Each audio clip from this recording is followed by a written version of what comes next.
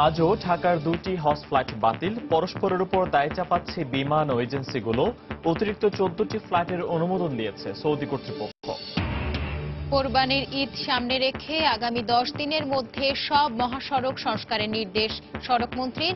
সিরাজগঞ্জে গাফিলতির অভিযোগে প্রকৌশলী প্রত্যাহার।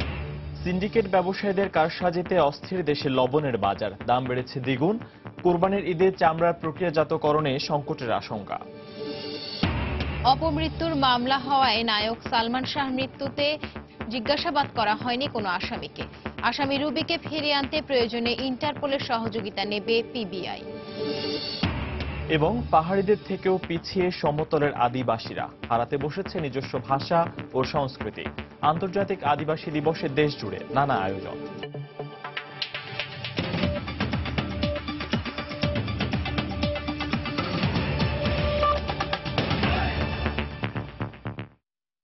বাংলা সময়ের সঙ্গে আছি আমি সঞ্জনা চৌধুরী এবং আমি ফয়সাল মোর্শেদ।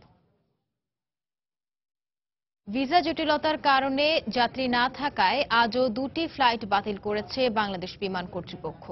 প্রতিদিনই নানা জটিলতায় হজ ফ্লাইট বাতিল হয়ে যাওয়ায় চরম ভোগান্তিতে পড়েছেন যাত্রীরা। এ অবস্থার জন্য ধর্ম মন্ত্রণালয় হজ এজেন্সিগুলোর অতিরিক্ত মুনাফার লোভকে দায়ী করলেও এজেন্সিগুলো দায় চাপাচ্ছে বিমানের ওপর। এদিকে বাংলাদেশ বিমানের ব্যবস্থাপনা পরিচালক জানিয়েছেন, আটকে পড়া যাত্রীদের হজে পাঠাতে বাংলাদেশ বিমানকে 14টি অতিরিক্ত ফ্লাইটের অনুমতি দিয়েছে সৌদি সরকার।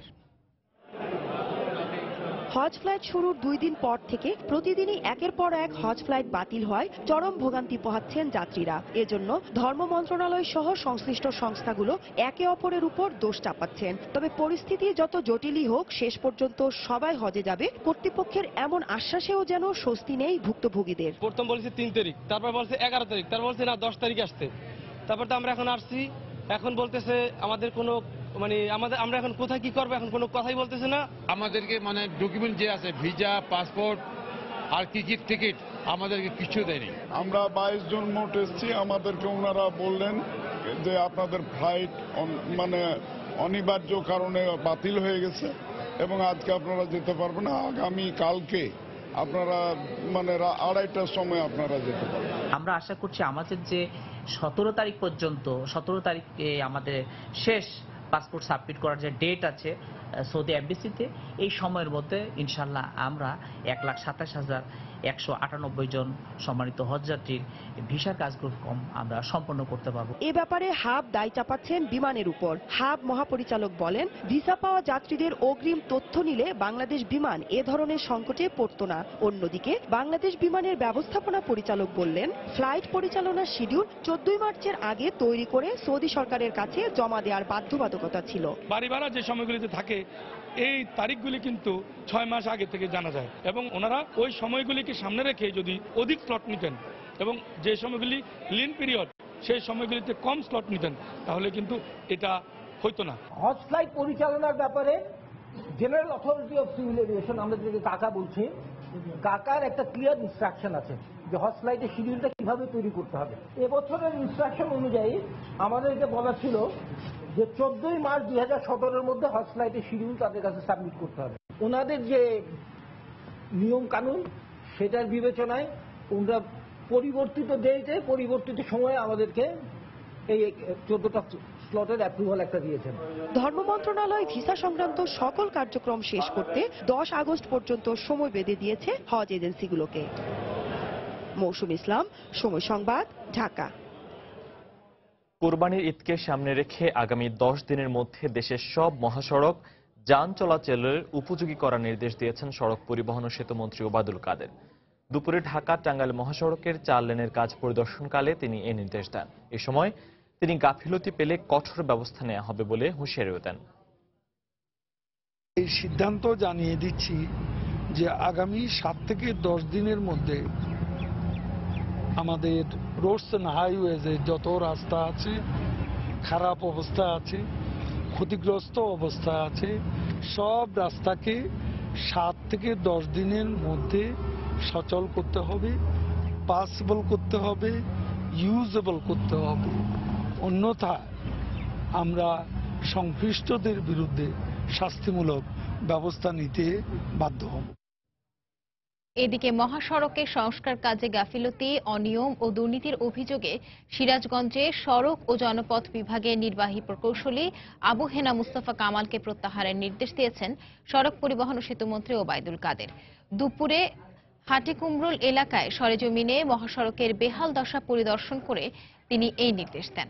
এ সময় রাজশাহী জোনের অতিরিক্ত প্রধান প্রকৌশলী রওশন আলী ও তত্ত্বাবধায়ক প্রকৌশলী হাবিবুর রহমানকে কারণ দর্শানোর নির্দেশ দেওয়া হয়। সিরাজগঞ্জে মহাসড়ক ও সংস্কারের জন্য ৬ কোটি টাকা বরাদ্দ দেয়া হলেও সঠিকভাবে কাজ না করায় জনগণকে চরম দুর্ভোগ পোহাতে হচ্ছে বলে জানান মন্ত্রী।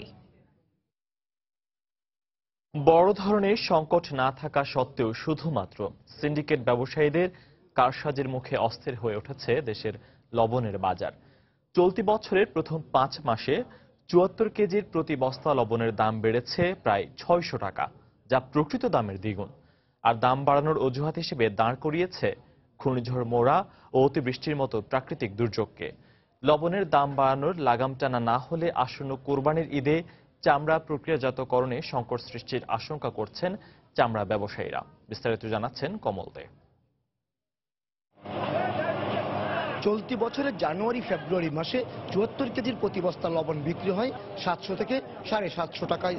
মার্চ এপ্রিলে এসে থেকে ১০০০ টাকায়। আর বর্তমানে মিল পর্যায়ে প্রতি বস্তা লবণ ১১৫০ টাকায় বিক্রি হলো, ভোক্তা পর্যায়ে দাম পড়ছে ১২৫০ টাকা। অথচ এই সময় লবণের তেমন কোনো বাড়তি চাহিদাও ছিল না।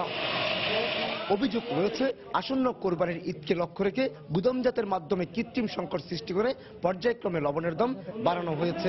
ঘূর্ণিঝড় মোড়ার কারণে অনেকগুলো মাল ক্ষতিগ্রস্ত হয়েছে, প্রায় ২ লাখ মেট্রিক টনের মতো ক্ষতিগ্রস্ত। এরপর বাজারটা হঠাৎ করে বাড়ছে। দেশে বছরে ১৬ থেকে ১৮ লাখ মেট্রিক টন খাবারের লবণের চাহিদা রয়েছে। তার সঙ্গে কোরবানির ঈদে চামড়া প্রক্রিয়াজাত করার জন্য আরও অন্তত ২ থেকে ৩ লাখ মেট্রিক টন লবণের প্রয়োজন হয়।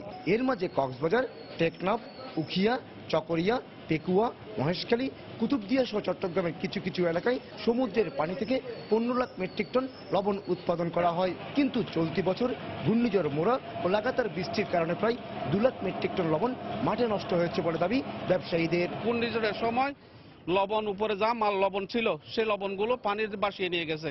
দুর্যোগের কারণে নষ্ট হয়ে গেছে, আমাদের লবণ উৎপাদন ব্যাহত হয়েছে। কোরবানির ঈদের ২০ থেকে ২৫ দিন বাকি থাকলেও চামড়া প্রক্রিয়াজাত করার জন্য ইতিমধ্যে লবণ কেনা শুরু করে দিয়েছে চামড়া ব্যবসায়ীরা। কিন্তু সিন্ডিকেটের কারণে লবণের দাম আশঙ্কাজনক হারে বেড়ে যাওয়ায় চামড়া ব্যবসায়ীরা বেকায়দায় পড়েছেন। পানি ছাড়া যেমন মানুষ বাঁচতে পারে না, লবণ ছাড়া ওই চামড়াকেও রাখা যাবে না। এখন এই লবণের দাম যদি না কমে এই কোরবানের আগে, তাহলে আমরা অনেক ক্ষতিগ্রস্তের মধ্যে পড়ে যাব এবং ওইখানে আমাদের সাথে যারা আদার ব্যাপারীরা আছে ওনারাও ক্ষতিগ্রস্ত হবে, প্লাস ট্যানারি মালিকদেরও ক্ষতি হবে।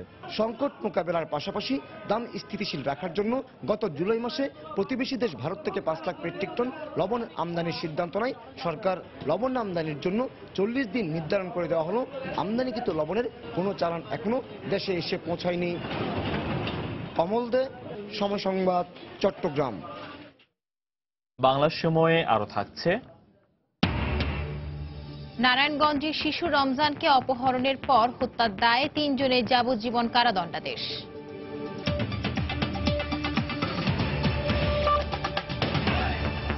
নায়ক সালমান শাহকে হত্যা করা হতে পারে অথবা আবার তিনি আত্মহত্যা করে থাকতে পারেন বলে নতুন তথ্য দিয়েছেন মামলার আসামি আলোচিত রুবি সুলতানা। সকালে সামাজিক যোগাযোগ মাধ্যমে নতুন আরেকটি ফেসবুক লাইভে তিনি একথা বলেন। এদিকে এই মামলার অন্যতম আসামি রুবি সুলতানার ভিডিও বার্তা প্রমাণ হিসেবে আদালতে মামলার নথিতে সংযুক্ত করার আবেদন করা হবে বলে জানান পুলিশ ব্যুরো অব ইনভেস্টিগেশনের ডিআইজি। পরিবারের দাবি অনুযায়ী ও তদন্তের স্বার্থে প্রয়োজনে রুবিকে দেশে ফিরিয়ে আনতে ইন্টারপোলের সহযোগিতা চাওয়া হবে বলেও জানান তিনি।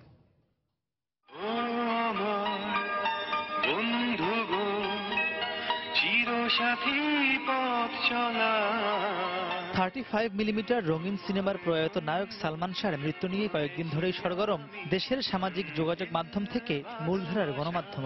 মূলত সালমান শাহর ব্যক্তিগত বিউটিশিয়ান রাবেয়া সুলতানা রুবির একটি ভিডিও বার্তায় বিষয়টি নতুন করে সামনে নিয়ে এসেছে। সালমান শাহ আত্মহত্যা করে নেই, সালমান শাহ খুন হয়েছে। প্রথম ভিডিও বার্তায় সালমানকে হত্যা করার কথা বললেও বুধবার সকালে আরেকটি ভিডিওতে সেখান থেকে অনেকটাই সরে আসেন আলোচিত রুবি। তবে ভিডিও বার্তায় তিনি দাবি করেন সালমান সামিরার দাম্পত্য জীবন সুখের ছিল না। যখন পোস্ট করেছি ভাইরালের জন্য না, জাস্ট নীলা ভাবির খবরটা জানানোর জন্য যে এখানে এটা আত্মহত্যা নাও হতে পারে, এটা খুন হতে পারে। আমার মুখ দিয়ে অন্যর কথা বের হয়ে গেছে। যদি FBI CID নিয়ে আসেন কথা বলবো, তারপর বাঙালির সাথে কথা বলবো না। বাঙালি যদি কথা বুঝতো তাহলে 21 বছর এইটা ঝুলে থাকতো না।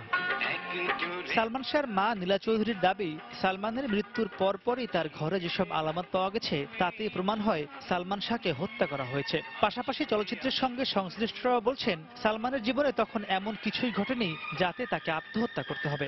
যেদিন মারা গেল সেদিন যে শুটিং করে গেছে তার টেবিলের উপর আমি কন্টিনিউটি ড্রেসের ফটো পেয়েছি, তার ড্রেস পেয়েছি রেডি করা। একজন মানুষ মৃত্যু আত্মহত্যা করতে হইলে কন্টিনিউটি ড্রেস রেডি করে আর সব রেডি করে আত্মহত্যা করবে না? তখন তিনি বাংলাদেশের সেরা সুপারস্টার ছিলেন, তার ছবি মানেই সুপারহিট। মানুষ তো ফ্রাস্ট্রেশনে ভুগেই আত্মহত্যা করে, তো ওই রকম কোন সিচুয়েশন আমি দেখতে পাই না। আত্মহত্যাটা হঠাৎ কেন হবে, এটাই আর কি সবার মনে একটা প্রশ্ন।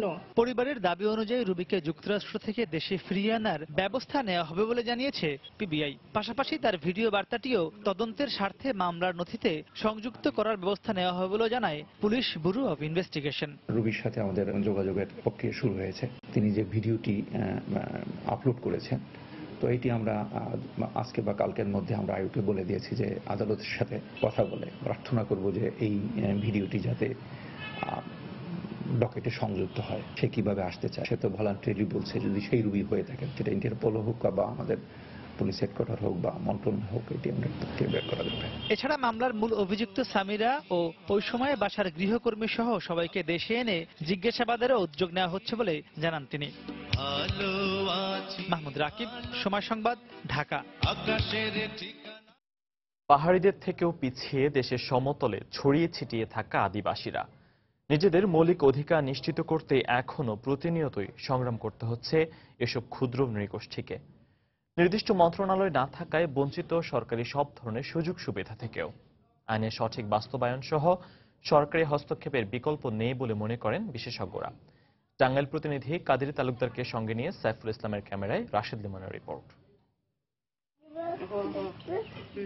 আদি অকৃত্রিম এই মাতৃত্বের মমতা, জাতি ধর্ম বর্ণভেদে যা সবসময় একই রকম। ৮-১০টা মায়ের মতন সমতলের আদিবাসী এই মা নিজের মমতার সবটুকু নিংড়ে দিলেও দিতে পারেন না একটি নিশ্চিত ভবিষ্যতের নিশ্চয়তা। কাগজে কলমে সঠিক হিসাব না থাকলেও সরকারি বেসরকারি বেশ কয়েকটি ধারণা থেকে বোঝা যায় দেশে মোট আদিবাসীর সংখ্যা প্রায় ১৫ লক্ষ, যার অধিকাংশই পার্বত্য এলাকায়। তবে এর বাইরেও ময়মনসিংহ, গাজীপুর, টাঙ্গাইল, রাজশাহী, দিনাজপুর, সিলেট ও নেত্রকোনা সহ সমতলের বেশ কিছু এলাকায় ছড়িয়ে ছিটিয়ে আছে কিছু ক্ষুদ্র নৃগোষ্ঠী। সংখ্যাত্মক হিসাবে যা ২ লাখের বেশি নয়। নেই ভূমির অধিকার, পিছিয়ে আছে শিক্ষায়। চলমান উন্নয়নের ধারা থেকে অনেকটাই দূরে সমতলের এই আদিবাসীরা মনে করেন পাহাড়ি নৃগোষ্ঠীগুলোর চেয়েও অনেকটাই পিছিয়ে আছেন তারা। কোনো জায়গা নাই, জমি নাই। অনেক অনেক মানুষে বয়স্ক পাটা পায়, সাহায্য পায়, আমরা যাই, কোনো কিছু খায় না। আমাদের কোনো সুযোগ সুবিধা নেই। জমি নিয়ে মামলা, আমাদের বন মামলা, স্কুল কলেজ, এদিকে কষ্ট, আমরা কোনো সাহায্য পাই না সরকারের কাছে। পার্বত্য চট্টগ্রামের মতো বড় পরিসরে না হলেও রাষ্ট্রের কাছে একটু ভরসার জায়গা চান তারা। পার্বত্য চট্টগ্রামের যে আদিবাসী যে সুযোগ সুবিধা পায় সেই হিসাবে আমরা অতটুকু পাচ্ছি না। সরকারটা আমাদের দিক তাকাতো তাহলে আমরা একটু আগে যেতে পারতাম। আদিবাসীদের অধিকার নিয়ে কাজ করে এমন সংগঠনগুলো বলছে প্রচলিত আইনের সঠিক বাস্তবায়ন নিশ্চিত করতে পারলে অনেকটাই এগিয়ে যাবে এই জনগোষ্ঠী। যতটুকু আইনি কাঠামো আছে তাও তো হচ্ছে না। আমাদের দেশে যে বাজেট বরাদ্দ হয় সেটা তো মন্ত্রণালয় ভিত্তিক। তো সমতলের আদিবাসীদের জন্য কোনো কাঠামো না থাকায় তারা কোনো বাজেট বরাদ্দ পায় না। অন্ততপক্ষে পার্বত্য চট্টগ্রাম ও স্পেশাল অ্যাফেয়ার্স বিষয়ক একটা মন্ত্রণালয় তো সরকার করতেই পারে। সেক্ষেত্রে নিজেদের অধিকার আদায়ে এসব আদিবাসীদের আরো সচেতন হওয়ার আহ্বান জানান তারা। জীবন সংগ্রামের পাশাপাশি এই মানুষগুলোকে লড়াই করতে হচ্ছে নিজেদের ভূমির অধিকার ফিরে পেতে। আবার সামাজিকভাবে হতে হচ্ছে নানাভাবে লাঞ্ছিত। তবে বাড়তি কোনো চাওয়া নয়, নিজেদের ন্যায্য অধিকার ফিরে পেতেই সরকারের দিকে তাকিয়ে আছে এই ক্ষুদ্র নৃগোষ্ঠীর মানুষগুলো। রাশেদ লিমন, সময় সংবাদ, টাঙ্গাইল। নিজস্ব ভাষা, আলাদা সংস্কৃতি, রীতিনীতি ও মূল্যবোধ নিয়ে আদিবাসী বা ক্ষুদ্র নৃগোষ্ঠী একসময় দেশের দুর্গম জনপদে বসতি গড়ে তুলেছিল। ক্রমেই তাদের অবস্থান সংকুচিত হয়ে আসছে। নানামুখী চাপে শুধু দরিদ্রতা নয়, হারাতে বসেছে নিজস্ব ভাষা ও সংস্কৃতিও। তবে প্রশাসন বলছে আদিবাসীদের স্বার্থ রক্ষায় কাজ করা হচ্ছে। এসএম সিফাতের তোলা ছবিতে এম এ আজিমের রিপোর্ট। প্রায় 200 বছরেরও বেশি সময় আগে মিয়ানমার থেকে পালিয়ে বরগুনার তালতলিতে আসে রাখাইন সম্প্রদায়। তখন জঙ্গল উজাড় করেই বসতি গড়ে তোলেন তারা। পুরো উপজেলাটাই তখন ছিল রাখাইনদের দখলে। কালের বিবর্তনে বাঙালিরাও বসবাস শুরু করেন এ এলাকায়। বর্তমানে উপজেলাটির কয়েকটি স্থানে হাতে গোনা কয়েকটি পাড়ায় রাখাইনরা বসবাস করছেন। দখল, মামলা, হামলা সহ নানা কারণে রাখাইনদের সংখ্যা ক্রমেই কমে আসছে বলে দাবি তাদের। দক্ষিণ অঞ্চলে সবে আমাদের, কিন্তু বেদখলে চলে যেতেছে। এখন বিভিন্ন বহিরাগত লোকরা আসে এখানে দখল করছে। আমরা আদিবাসী কোনো স্বীকৃতি পাইতেছি না। আমাদের শিক্ষা বা আমাদের সংস্কৃতি বিভিন্ন কাজ থেকে আমরা বঞ্চিত আছি। হারিয়ে যাচ্ছে আদিবাসী রাখাইন সম্প্রদায়ের সংস্কৃতি, উৎসব ও ঐতিহ্য।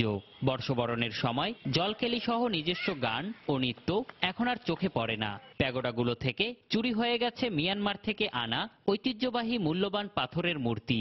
আমাদের ওই পুজো পার্বণে একটু আগের থেকে ঢিল দেখা যায় আর কি। আমাদের উৎসবও তো বছরে একবার দুবার হলে তো আমাদের তো মন ভালো, মানসিকটা ভালো থাকে। গত বছর আমাদের এই তালতলি পাড়া বৌদ্ধ বিহার থেকে 2খানা মূর্তি চুরি হয়ে গেছে, সেটা এখনো কোনো হদিস পাইনি।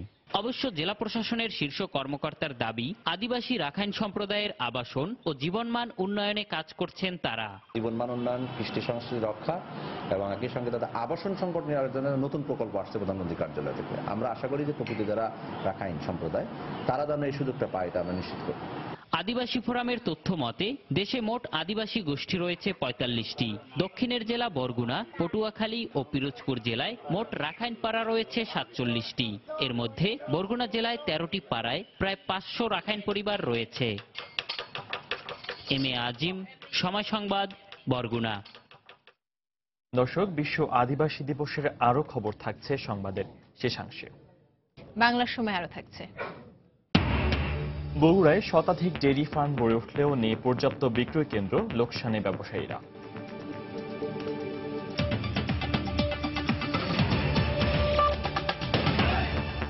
ষোড়শ সংশোধনীর রায়ে মূল বিষয়কে এড়িয়ে সংসদ ও নির্বাচন কমিশন নিয়ে সুপ্রিম কোর্টের পর্যবেক্ষণকে অপ্রাসঙ্গিক বলে অভিহিত করেছেন আইন কমিশনের চেয়ারম্যান এবিএম খায়রুল হক। বিকেলে আইন কমিশনের সংবাদ সম্মেলনে তিনি এই মন্তব্য করেন। সুপ্রিম কোর্ট সহ কোনো প্রতিষ্ঠানই সমালোচনার ঊর্ধ্বে নয় বলেও মন্তব্য করেন তিনি। কেউই সমালোচনার ঊর্ধ্বে নয়, এমনকি সুপ্রিম কোর্টও নয়। যে কোনো রায় হওয়ার আগ পর্যন্ত এই সম্বন্ধে কোনো কথা বলা ঠিক না। তবে রায় হয়ে গেলে পরে সবাই এই সম্বন্ধে কথা বলতে পারেন। এই রায়ে ইস্যুকে বাইপাস করে এত অত্যধিক অবজারভেশন এবং অবিটার দিকটা রয়েছে যে অনেক সময় মনে হয় আমার কাছে পড়তে গিয়ে যে ইস্যুটাই যেন হারিয়ে গেল। কারণ এখানে মনে রাখতে হবে যে এই মামলায়, এই আপিলে কিন্তু কোনো লিভ দেওয়া হয়নি, কারণ এটা সার্টিফিকেটেড আপিল। আওয়ামী লীগ নয়, সুপ্রিম কোর্টের রায় নিয়ে বিএনপি রাজনীতি করছে বলে অভিযোগ করেছে আওয়ামী লীগ। ষোড়শ সংশোধনী বাতিলের রায়ের পর আনুষ্ঠানিক প্রতিক্রিয়া জানায় দলটি। বিকেলে রাজধানীর ধানমন্ডিতে আওয়ামী লীগ সভানেত্রীর কার্যালয়ে এ সংবাদ সম্মেলন হয়। সংবাদ সম্মেলনে দলের প্রেসিডিয়াম সদস্য আব্দুল মতিন খসরু অভিযোগ করেন, বিএনপি পরিকল্পিতভাবে সরকারের সাথে বিচার বিভাগকে প্রতিপক্ষ বানাতে চাইছে। উদ্দেশ্যপ্রণোদিতভাবে রাজনৈতিক স্বার্থ হাসিলের জন্য বিভিন্ন ব্যাখ্যা দিচ্ছেন। সুপ্রিম কোর্টের রায় নিয়ে আমরা রাজনীতি করতে চাই না। ওনারা রাজনীতি করছেন কি কারণে করছেন, ওনাদের সামনে আর কোনো খেলা নাই। সুপ্রিম কোর্টের রায় নিয়ে কারোই এরকম রাজনীতি করা উচিত না।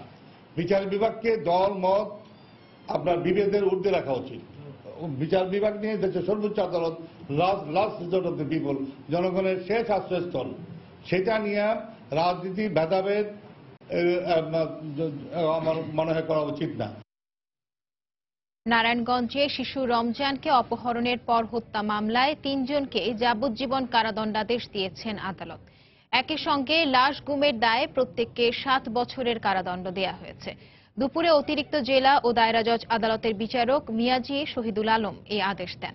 আদালতের অতিরিক্ত পিপি আব্দুর রহিম জানান, মুক্তিপণের দাবিতে 2013 সালের 7 সেপ্টেম্বর সিদ্ধিরগঞ্জের জালকুড়ি পূর্বপাড়া সরকারি প্রাথমিক বিদ্যালয়ের 2য় শ্রেণীর ছাত্র রমজান শিকদারকে অপহরণ করা হয়। এ ঘটনায় বাড়ির ভাড়াটিয়া হামিদ হক ও তার 2 সহযোগীর বিরুদ্ধে মামলা করে শিশুর পরিবার। অভিযুক্তদের গ্রেফতারের পর স্বীকারোক্তি অনুযায়ী শেরপুরের নকলা থেকে রমজানের লাশ উদ্ধার করে পুলিশ। চার্জশিট ও সাক্ষ্য গ্রহণের ওপর শুনানি শেষে আজ মামলার রায় ঘোষণা করেন আদালত। রায়ে 3 জনকে যাবজ্জীবন কারাদণ্ড দেওয়ার পাশাপাশি 2টি ধারায় প্রত্যেককে 55,000 টাকা করে জরিমানা করা হয়েছে। এদিকে নাটোরে চায়না হোসেনকে হত্যার দায়ে একজনের মৃত্যুদণ্ডাদেশ দিয়েছেন আদালত। দুপুরে অতিরিক্ত জেলা ও দায়রা জজ হাসানুজ্জামান এই আদেশ দেন। একই সাথে দোষ প্রমাণ না হওয়ায় 20 জন আসামিকে বেকসুর খালাস দেওয়া হয়েছে। পিপি জানান, 2006 সালের 2 অক্টোবর বড়াই গ্রামে প্রতিপক্ষের হামলা নিহত হন চায়না হোসেন নামে এক যুবক। এই ঘটনায় স্থানীয় বাসিন্দা নিজামউদ্দিন সহ 21 জনের বিরুদ্ধে মামলা করেন নিহতের ভাই। পুলিশের অভিযোগপত্র ও সাক্ষ্য গ্রহণের ওপর শুনানি শেষে আজ মামলার রায় ঘোষণা করেন বিচারক।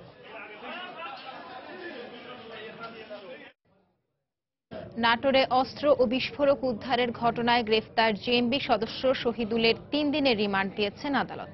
দুপুরে অতিরিক্ত chief judicial magistrate Rabiul Islam এই রিমান্ড মঞ্জুর করেন। এর আগে কড়া নিরাপত্তায় 3 নারীসহ 6 জেএমবি সদস্যকে আদালতে হাজির করা হয়। এ সময় কুষ্টিয়ার ভেড়ামারা ও রাঙামাটি থেকে আটক 3 নারীকে গ্রেফতার দেখিয়ে 7 দিনের রিমান্ড আবেদন করেন তদন্ত কর্মকর্তারা।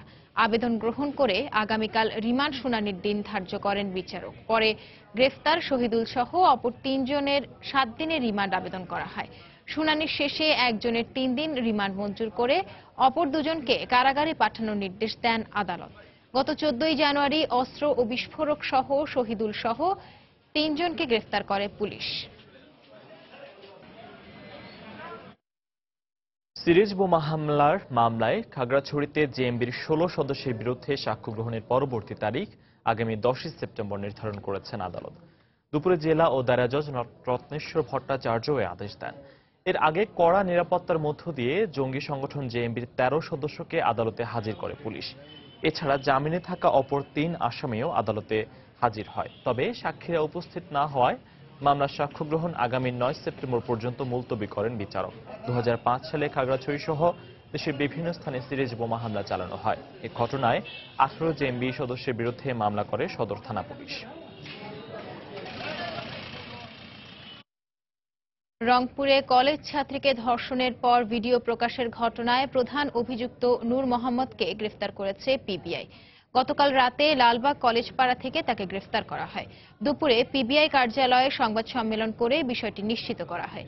এ সময় পুলিশ সুপার জানান, গত এপ্রিল মাসে নীলফামারী ডিমলা উপজেলার এক কলেজ ছাত্রীকে বিয়ের প্রলোভন দেখিয়ে ধর্ষণ করে নূর মোহাম্মদ। পরে ভিডিও ইন্টারনেটে ছেড়ে দেয় সে। গতকাল সন্ধ্যায় নির্যাতিতা বাদী হয়ে কোতোয়ালি থানায় মামলা করেন। আমরা সেই ফ্রডকে গ্রেপ্তার করেছি, তার নাম নূর মোহাম্মদ। তাকে গ্রেপ্তার করার পরে তার কাছ থেকে পেন ড্রাইভ, দুটি মোবাইল ফোন, সিম এবং ইন্টারনেটে সে প্রেমের সম্পর্ক করে যে মেয়েটিকে প্রতারিত করে তার নুড ছবি তুলেছিল এবং ইন্টারনেটে ছেড়ে দিয়েছিল তাকে ব্ল্যাকমেইল করার জন্য, সেগুলি আমরা জব্দ করেছি। এই কানেকশনে থানায় একটি মামলা হয়েছে। বর্তমান সরকারের আমলে বঙ্গবন্ধু শেখ মুজিবুর রহমানের হত্যাকাণ্ডে দণ্ডপ্রাপ্ত পলাতক আসামিদের দেশে ফিরিয়ে এনে ফাঁসির রায় কার্যকর করার আহ্বান জানিয়েছেন জাতীয় সংসদের ডেপুটি স্পিকার ফজলে রাব্বি মিয়া। দুপুরে গাইবান্ধার ফুলছড়ি উপজেলা পরিষদ চত্বরে শেখ মুজিবুর রহমানের ভাস্কর্য দিগ্বিজয়ী উদ্বোধন শেষে তিনি এই কথা বলেন। এ সময় উপজেলা পরিষদ চেয়ারম্যান হাবিবুর রহমান সহ জেলা প্রশাসনের কর্মকর্তা ও স্থানীয় আওয়ামী লীগের নেতাকর্মীরা উপস্থিত ছিলেন।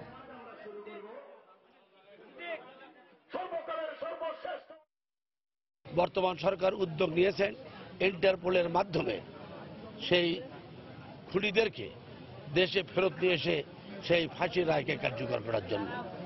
এই বিষয়ে আপনারা জনমত গড়ে তুলে দুর্বার আন্দোলনের মাধ্যমে সরকারকে বাধ্য করাতে হবে যে তাদেরকে দেশে ফিরিয়ে আনতে, এবং জাতির জনক বঙ্গবন্ধু শেখ মুজিবের হত্যার আসামি যাদের ফাঁসির আদেশ হয়েছে সেটা অবিলম্বে বাংলার মাটিতে কার্যকর করতে হবে। গাজীপুরের ট্যাম্পাকো ফয়েলস কারখানায় আগুনের ঘটনায় দায়ীদের শাস্তি নিশ্চিত করা হবে বলে জানিয়েছেন স্বরাষ্ট্রমন্ত্রী আসাদুজ্জামান খান কামাল। দুপুরে টঙ্গীতে কারখানার নতুন ভবনে ভিত্তিপ্রস্তর অনুষ্ঠানে তিনি একথা বলেন। এ সময় সংসদ সদস্য জাহিদ আহসান রাসেল, পুলিশ সুপার মোহাম্মদ হারুনুর রশিদ, ট্যাম্পাকো গ্রুপের চেয়ারম্যান সৈয়দ মকবুল হোসেন সহ স্থানীয় গণ্যমান্যরা উপস্থিত ছিলেন। গত বছরের 10 সেপ্টেম্বর ট্যাম্পাকো ফয়েলস কারখানার দুর্ঘটনায় প্রাণ হারান অন্তত 41 জন। নোয়াখালী নার্সিং ইনস্টিটিউটে হোস্টেলে রাতের খাবার খাওয়ার পর 35 শিক্ষার্থী অসুস্থ হয়ে পড়েছেন। তাদেরকে নোয়াখালী জেনারেল হাসপাতালে ভর্তি করা হয়েছে। এদিকে ঘটনা তদন্তে 3 সদস্যের কমিটি গঠন করেছে কর্তৃপক্ষ। চিকিৎসক জানান, ভোরে আবাসিক হলে অবস্থানকারী প্রথম বর্ষের ছাত্রীরা রাতের খাবার খেয়ে নিজেদের রুমে চলে যায়। এর কিছুক্ষণ পর হঠাৎ কয়েকজনের বমি হয়। সকাল নাগাদ অসুস্থ শিক্ষার্থীর সংখ্যা বেড়ে গেলে তাদের হাসপাতালে ভর্তি করে কর্তৃপক্ষ। তবে হোস্টেলের খাবার নয়, বাইরের থেকে কিছু খাওয়ার কারণে তাদের ডায়রিয়া হয়েছে বলে ধারণা হোস্টেল কর্তৃপক্ষের।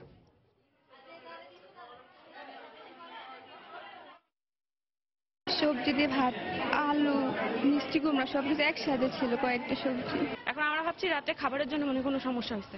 তাছাড়া আর না, বাইরের কেউ কিছু খায় নাই, বাইরের কেউ কোনো কিছু আমরা খাই নাই। আমরা চিকিৎসা চালু করছি। আমার দেখা মতে একটা রোগী সিভিয়ার ডিহাইড্রেশন, ওরা আমি ম্যানেজ করতেছি আমি নিজে। আর আমরা ডায়াগনোসিস মনে হচ্ছে যে ফুড পয়জনিং। দেশের বিভিন্ন স্থানে অভিযান চালিয়ে 6 শতাধিক ব্যক্তিকে গ্রেফতার করেছে পুলিশ। গতকাল সন্ধ্যা থেকে আজ ভোর পর্যন্ত তাদের গ্রেফতার করা হয়। পুলিশ জানায়, সন্ত্রাস ও নাশকতা বিরোধী অভিযান চালিয়ে ঝিনাইদহের 6 উপজেলা থেকে 129 জনকে গ্রেফতার করা হয়েছে। গ্রেফতারকৃতদের বিরুদ্ধে বিভিন্ন থানায় মামলা রয়েছে বলেও জানায় পুলিশ। এছাড়া ময়মনসিংহে 176 জন, চুয়াডাঙ্গায় 77, জামালপুরে 68, কুষ্টিয়ায় 64 এবং শেরপুরে 57 জনকে গ্রেফতার করা হয়েছে। বরিশাল বিভাগীয় পাসপোর্ট অফিসের সার্ভারে বিপর্যয় দেখা দেয় গত রোববার থেকে সাময়িকভাবে বন্ধ রয়েছে সকল কার্যক্রম। এতে দুর্ভোগে পড়েছেন বিদেশগামীরা। পাসপোর্ট অধিদপ্তর জানিয়েছে, দ্রুত সমস্যার সমাধানের চেষ্টা চলছে। এ ঘটনায় তদন্ত কমিটি গঠনের দাবি জানিয়েছেন নাগরিক পরিষদের নেতারা। মাহমুদ নবীর তোলা ছবিতে আরো জানাচ্ছেন ফিরদাউস সোহাগ। সার্ভারে বিপর্যয় দেখা দেয় বরিশাল বিভাগীয় পাসপোর্ট অফিসের নতুন পাসপোর্টের আবেদন জমা, ডাটা এন্ট্রি, ছবি তোলা ও ডেলিভারি সহ সব সেবা কার্যক্রম সাময়িকভাবে বন্ধ রয়েছে। সমস্যার শুরুটা চলতি সপ্তাহে কার্যদিবসের প্রথম দিন থেকে। এতে বিভিন্ন উপজেলা থেকে আগত সেবা গ্রহীতারা সেবা না পেয়ে ফিরে যাচ্ছেন। দুর্ভোগে পড়েছেন পাসপোর্ট প্রত্যাশীরা। পাসপোর্ট দেওয়ার কথা ছিল, আমি নিতে পারিনি। সার্ভারের সমস্যার কথা বলতেছে এরা। 4-5 বার আসছি, এখন পর্যন্ত পাচ্ছি। আমার শনিবার দিন ফ্লাইট, ভোর 6টার সময় ফ্লাইট। আমি যদি পাসপোর্ট না পাই তাহলে আমার তো সমস্ত জিনিস ফিনিশ হয়ে যাবে। তারা কেন হয়রানি করে? আমার ভিসা ক্যান্সেল হয়ে গেলে আমার পরিবার ধ্বংস হয়ে যাবে। এই ঘটনায় তদন্ত কমিটি গঠনের দাবি জানিয়েছেন নাগরিক পরিষদের এই নেতা। অবিলম্বে এই সব ত্রুটিজনিত বিষয়কে খতিয়ে দেখার জন্য একটি তদন্ত কমিটি করা প্রয়োজন। যারা এটার জন্য দোষী দায়ী তাদের শাস্তি দেয়া প্রয়োজন। ভবিষ্যতে যাতে এই ধরনের কোনো ঘটনা না ঘটে সেজন্য পদক্ষেপ গ্রহণ করা প্রয়োজন। এদিকে সমস্যার দ্রুত সমাধানের চেষ্টা চলছে বলে জানান পাসপোর্ট অধিদপ্তরের কর্মকর্তা। আশা করি ওই দিন শর্ট টাইমের মধ্যে এই সমস্যার সমাধান করবে এবং আমরা এই ব্যাপারে উদ্বোধন কর্তৃপক্ষের সহিত, ঢাকার সহিত, আইসিডি ডিভিশনের সহিত আমরা যোগাযোগ করতেছি। তারাও চেষ্টা করতেছেন যাতে সমস্যা দ্রুত সমাধান হয় এবং মানুষ যাতে ভোগান্তি না হয়। 2010 সালে মেশিন রিডেবল পাসপোর্ট কার্যক্রম শুরুর পর বরিশালে প্রথমবারের মতো সার্ভারে বিপর্যয়ের ঘটনা ঘটল। এখানে প্রতিদিন গড়ে আবেদনপত্র জমা ও পাসপোর্ট ইস্যু হয় 150 করে। ফিরদাউস সোহাগ, সময় সংবাদ, বরিশাল। বগুড়ায় বেসরকারি উদ্যোগে ছোট বড় শতাধিক ডেইরি ফার্ম গড়ে উঠলেও দুধ বিক্রির জন্য নেই প্রয়োজনীয় বিক্রয় কেন্দ্র। মাঝে মধ্যেই পানির দামে দুধ বিক্রিতে বাধ্য হচ্ছেন ফার্ম মালিকরা। ফার্ম মালিক এবং পারিবারিকভাবে গাভী পালনকারীদের দাবি, কোম্পানিগুলোর ক্রয় কেন্দ্র বাড়ানোর পাশাপাশি সরকারিভাবে দুধ ক্রয় কেন্দ্র স্থাপনের। এছাড়া গুঁড়ো দুধের আমদানি কমানোর পরামর্শ প্রাণী সম্পদ কর্মকর্তার। বিস্তারিত মাজিদুর রহমানের রিপোর্টে ছবি তুলেছেন রবিউল ইসলাম। বগুড়া জেলায় প্রতিদিন গড়ে দুধের চাহিদা 2 লাখ লিটার। তবে 12টি উপজেলায় শতাধিক ডেইরি ফার্ম ও ব্যক্তিগত গাভী পালনকারীদের উৎপাদিত দুধের পরিমাণ 2.5 লাখ লিটার। জেলায় কয়েকটি কোম্পানি উৎপাদনের মাত্র 7 ভাগ দুধ কেনে। বাকি দুধ বিক্রির জন্য নির্ভর করতে হয় জেলার দই মিষ্টির দোকান ও সাধারণ ক্রেতাদের উপর। এই অবস্থায় বাজারে দুধের চাহিদা কম থাকলে পানির দামে দুধ বিক্রিতে বাধ্য হয় বিক্রেতারা। তাই তাদের দাবি ক্রয় কেন্দ্র বাড়ানোর পাশাপাশি তাদের অন্যান্য সমস্যাগুলোর সমাধানের। দুধের দাম অনেক কম, কিন্তু এইভাবে চলতে থাকলে আমার খামার অলরেডি লসে চলে যাইতেছে। সঠিক দাম পাচ্ছি না বিধায় আমরা ক্ষতিগ্রস্ত হচ্ছি। গোখাদ্যের কোনো নীতিমালা নাই, ইচ্ছা মতন দাম আপ ডাউন করে।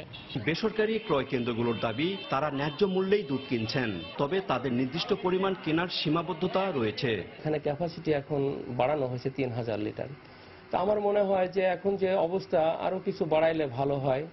তো এটা আমাদের হাই ম্যানেজমেন্ট এটা একটা চিন্তা ভাবনায় আছে। জেলার প্রাণী সম্পদ কর্মকর্তার মতে বিদেশ থেকে গুঁড়ো দুধ আমদানির উপর কড়াকড়ি আরোপ করা দরকার।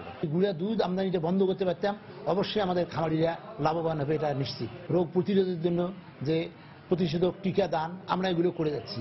তাদের রোগ শনাক্তকরণের জন্য আমাদের উপজেলা পর্যায়ে জেলা পর্যায়ে যে হাসপাতালের যে রোগ শনাক্তকরণ আমাদের সুবিধা আছে সেটা আমরা দিয়ে যাচ্ছি। বগুড়া জেলায় গাবতলী, সারিয়াকান্দি, সোনাতলা ও শিবগঞ্জ উপজেলায় মিল্ক ভিটা, ডানন, ব্র্যাক ও প্রাণ এই 4টি কোম্পানি 8টি ক্রয় কেন্দ্রে প্রতিদিন দুধের ননির উপর নির্ভর করে 27 টাকা থেকে 55 টাকা লিটার দরে 15,000 লিটার দুধ কেনে। মাজিদুর রহমান, সময় সংবাদ, বগুড়া। এবার আওয়াজ তুলুন, সোচ্চার হন। এই স্লোগানে ঝিনাইদহে দুদকের গণশুনানি অনুষ্ঠিত হয়েছে। সকালে শহরের একটি কমিউনিটি সেন্টারে দিনব্যাপী এই গণশুনানির আয়োজন করে জেলা দুর্নীতি প্রতিরোধ কমিটি। এতে প্রধান অতিথি হিসেবে উপস্থিত ছিলেন দুদক কমিশনার AFM আমিনুল ইসলাম। গণশুনানিতে সদর উপজেলার 66 জনের অভিযোগের ভিত্তিতে সংশ্লিষ্ট কর্মকর্তারা জবাবদিহি করেন। সাংবাদিক আজিজের উপর নির্যাতনের প্রতিবাদে রাজশাহীতে মানববন্ধন করেছেন সাংবাদিকরা। সকালে নগরীর আলুপত্রী মোড়ে সাংবাদিক সমাজের ব্যানারে এই মানববন্ধন করা হয়। এ সময় বেনাপোলের সাংবাদিক আজিজকে মারধরের সাথে জড়িত বিজিবির কর্মকর্তার দৃষ্টান্তমূলক শাস্তির দাবি জানানো হয়। এছাড়া এ ঘটনায় দ্রুত আইনি ব্যবস্থা নেওয়া না হলে কঠোর কর্মসূচি দেওয়ার হুঁশিয়ারি দেন সাংবাদিকরা। গাইবান্ধায় লোডশেডিং ও গ্রাহকদের হয়রানির প্রতিবাদে মানববন্ধন কর্মসূচি পালিত হয়েছে। সকালে ডিবি রোডের আসাদুজ্জামান মার্কেটের সামনে এই মানববন্ধন করে জাতীয় সমাজতান্ত্রিক দল জাসদ। এতে বক্তব্য রাখেন জাসদ কেন্দ্রীয় কমিটির উপদেষ্টা ডাক্তার একরাম হোসেন, জেলা জাসদের সভাপতি শাহ শরীফুল ইসলাম বাবুল সহ অনেকে। এ সময় বক্তারা বিদ্যুতের লোডশেডিং কমাতে কার্যকরী পদক্ষেপ নিতে সরকারের প্রতি আহ্বান জানান। সেই সঙ্গে গ্রাহকদের ভোগান্তি কমাতে লোডশেডিং এর কারণ অনুসন্ধানে তদন্ত কমিটি গঠনেরও দাবি জানান। নানা আয়োজনে সিলেট ও কুমিল্লায় পালিত হয়েছে জাতীয় জ্বালানি নিরাপত্তা দিবস। দুপুরে সিলেটের মেন্দিবাগে জালালাবাদ গ্যাস অডিটোরিয়ামে এক আলোচনা সভার আয়োজন করা হয়। এতে জালালাবাদ গ্যাস কোম্পানির ব্যবস্থাপনা পরিচালকের সভাপতিত্বে বক্তব্য রাখেন জেলা প্রশাসক সহ গ্যাস ফিল্ডের ব্যবস্থাপনা পরিচালক প্রকৌশলী নিজাম শরীফুল ইসলাম।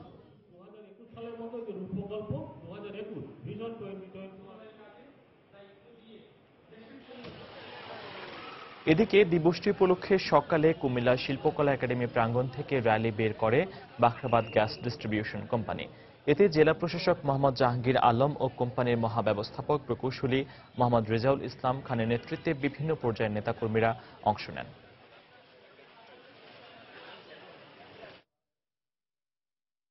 কুষ্টিয়ার শিলাইদহের কুঠিবাড়িতে নানা আয়োজনে স্মরণ করা হলো বিশ্বকবি রবীন্দ্রনাথ ঠাকুরকে। কবির প্রয়াণ দিবস উপলক্ষে বাংলা একাডেমি ও প্রত্নতত্ত্ব অধিদপ্তরের উদ্যোগে আয়োজন করা হয় স্মৃতিচারণ সভা ও সাংস্কৃতিক অনুষ্ঠানের। এতে রবীন্দ্রনাথের জীবনী নিয়ে আলোচনা করেন বাংলা একাডেমির মহাপরিচালক মোহাম্মদ শামসুজ্জামান ও জেলা প্রশাসক জহির রায়হান। এছাড়াও বিভিন্ন প্রতিষ্ঠানের শিক্ষার্থী ও জেলার সাংস্কৃতিক ব্যক্তিবর্গ অংশ নেন। রবীন্দ্রসঙ্গীতের পাশাপাশি কবিগুরুর স্মৃতিচারণে মুগ্ধ হন উপস্থিত সবাই। কুড়িগ্রাম সরকারি কলেজ চত্বরে প্রয়াত সব্যসাচীর লেখক সৈয়দ শামসুল হকের সমাধির উপর স্মৃতিসৌধ এবং পাশে স্মৃতিকেন্দ্র নির্মাণ করা হবে বলে জানিয়েছেন সংস্কৃতিমন্ত্রী আসাদুজ্জামান নূর। দুপুরে সৈয়দ শামসুল হকের সমাধি এবং স্মৃতিকেন্দ্রের জন্য নির্ধারিত স্থান পরিদর্শনকালে তিনি এই ঘোষণা দেন। এরপর প্রয়াত লেখকের সমাধিতে ফুল দিয়ে শ্রদ্ধা জানান মন্ত্রী। এ সময় মাধ্যমিক ও উচ্চ মাধ্যমিক শিক্ষা সচিব সোহরাব হোসাইন, সংস্কৃতি বিষয়ক সচিব ও শিল্পকলা একাডেমির মহাপরিচালক সহ সব্যসাচী লেখকের পরিবারের সদস্যরা উপস্থিত ছিলেন। তার গ্রন্থ, তার রচনা, তার কর্ম এগুলো যেন মানুষের মধ্যে ছড়িয়ে পড়ে, মানুষ যেন যুগ যুগ ধরে এগুলো পড়ার সুযোগ পায়, সেটি মাথায় রেখে যেমন আমাদের গ্রন্থাগারেরও প্রয়োজন আছে, তেমনি তাকে ঘিরে আমাদের আলোচনা, সেমিনার, প্রদর্শনী এগুলোরও প্রয়োজন আছে। ফলে এটি একটি নানা ধর্মী একটা কমপ্লেক্স হিসেবে গড়ে উঠবে। আবারও আদিবাসী দিবসের খবর। র্যালি ও সাংস্কৃতিক অনুষ্ঠান সহ নানা কর্মসূচিতে ৩ পার্বত্য জেলা সহ বিভিন্ন স্থানে পালন করা হলো বিশ্ব আদিবাসী দিবস। ভাষা ও সংস্কৃতির স্বীকৃতি সহ সাংবিধানিক সব অধিকার প্রতিষ্ঠার দাবি আদিবাসী নেতাদের। ব্যুরো প্রতিবেদক ও জেলা প্রতিনিধিদের পাঠানো তথ্য ছবি নিয়ে ডেস্ক রিপোর্ট। সংস্কৃতি হোক অধিকার আদায়ের অন্যতম হাতিয়ার, এই স্লোগানের মধ্য দিয়ে রাজশাহীতে পালন করা হয় বিশ্ব আদিবাসী দিবস। শহরের মিয়াপাড়া পাবলিক লাইব্রেরিতে এক মনোজ্ঞ সাংস্কৃতিক অনুষ্ঠানের আয়োজন করা হয়। এ সময় নাচ ও গান সহ বিভিন্ন সাংস্কৃতিক পরিবেশনায় অংশ নেন আদিবাসী তরুণীরা। এর আগে নগরীর আলুপট্টি মোড় এলাকা থেকে একটি বর্ণাঢ্য র্যালি বের করা হয়। আমাদের প্রাপ্তির চেয়ে বঞ্চনায় বেশি এবং এইখানে সমতলের আদিবাসীরা বেশি বঞ্চিত হয়েছে। 23টা জাতি আজও সরকারের স্বীকৃতি পায় নাই। আমরা চাচ্ছি যেন আমাদের এই আদিবাসীরা স্বীকৃতি পায় এবং আমাদের আদিবাসীগুলো যেন আমাদের প্রত্যেক ক্ষেত্রে তারা যেন সহযোগিতা পেতে পারে।